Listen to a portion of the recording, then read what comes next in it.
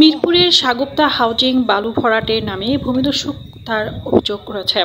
মিরপুর পল্লবী থানাধীন বাইগারটেক বাউনিয়া মৌজা জেনারেল এল নম্বর 221 শামসুদ্দৌলা গং এর 3 একর 60% পুকুর সাগুপ্তা হাউজিং জোরপূর্বক বালি ভরাট করে বেদখল করার অভিযোগ করেছে ভুক্তভোগী একাধিক পরিবার।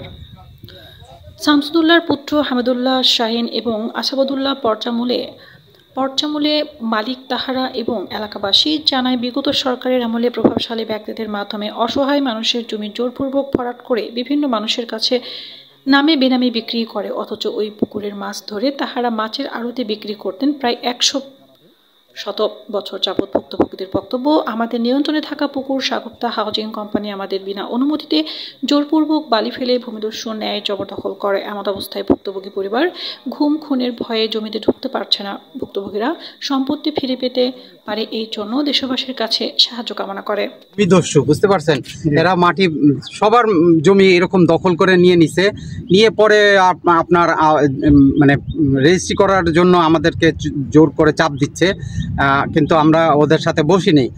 আমাদের প্রত্যেক ওয়ারিশ সূত্রে আমাদের 3 পুরুষের জমি এটি, আমার দাদার কিনা এটি, আমার বাবা দেখাশোনা করছে, আমরাও এটা এখন দেখাশোনা করছি, কিন্তু আমাদের এটা পুকুর ছিল।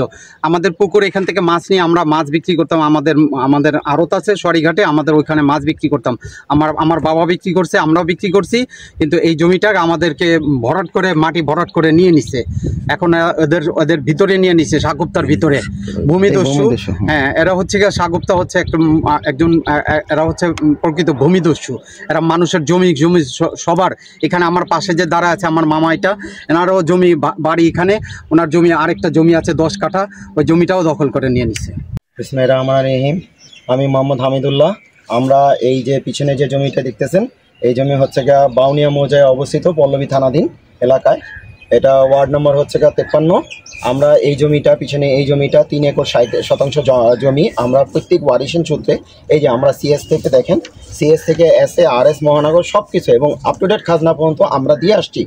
এবং এই জমি আমাদের গত 100 বছর যাবৎ আমার বাপ দাদা পূর্বপুরুষরা, আমার ভাইয়েরা সবাই এটা বকদখল করে আসছে। এবং এই বকদখলের পিছনে যারা এই কেয়ারটেকার হিসেবে ভূমিকা পালন করছে, ইনি হচ্ছে আমাদের এই যে চাচা এখানে দাঁড়ায় আছে জর্জ মিয়া, উনি আমাদের সমস্ত জমি সব কিছু দেখাশোনা করতো। কিন্তু বর্তমানে দেখেন আপনারা এখানে পিছনে দেখা যাচ্ছে সমস্ত জমি Shagufta company, Shagufta housing limited, ওনারা এই জমিটারে ভরাট করে, আমাদের ভরাটের সময় আমরা অনেক বাধা দেওয়ার চেষ্টা করেছি, আমরা থানায় জিডিও করেছি, কিন্তু তারা এই জমিটা ভরাট করে বর্তমানে বিভিন্ন জনকে, এই দেখেন এখানে 3 একর 60% জমি তারা এইগুলি বিভিন্ন মানুষকে প্লট আকারে দিয়ে দিয়েছে।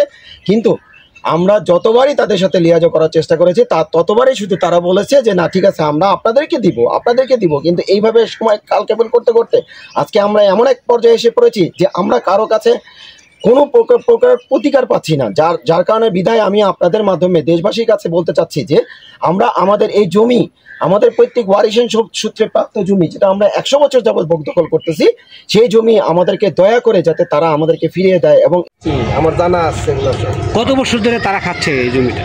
এটা জমিটা আপনার শামসুবাবারই 100 বছরের উপরে হবে। তার প্রত্যেক সম্পত্তি বাছে সম্পত্তি 100 বছরের উপরে হবে। তারা এখানে মাছের চাষ করছিল, পুকুর ছিল, এটা নদীর থেকে মাছ উঠে আসতো, জাটা দিতাম, জাটা দিলে ওইটার ভিতরে মাছ থাকতো। আপনারা মাছ ধরেছেন এখানে? আমাদেরও পুষ্কুনি ছিল, তাহলে এই জমির মালিক এই শামসু ব্যাপারীর ছেলেরা এবং তার ছেলেরা ওয়ারিশ সূত্রে তারা মানে? হ্যাঁ, ওয়ারিশ।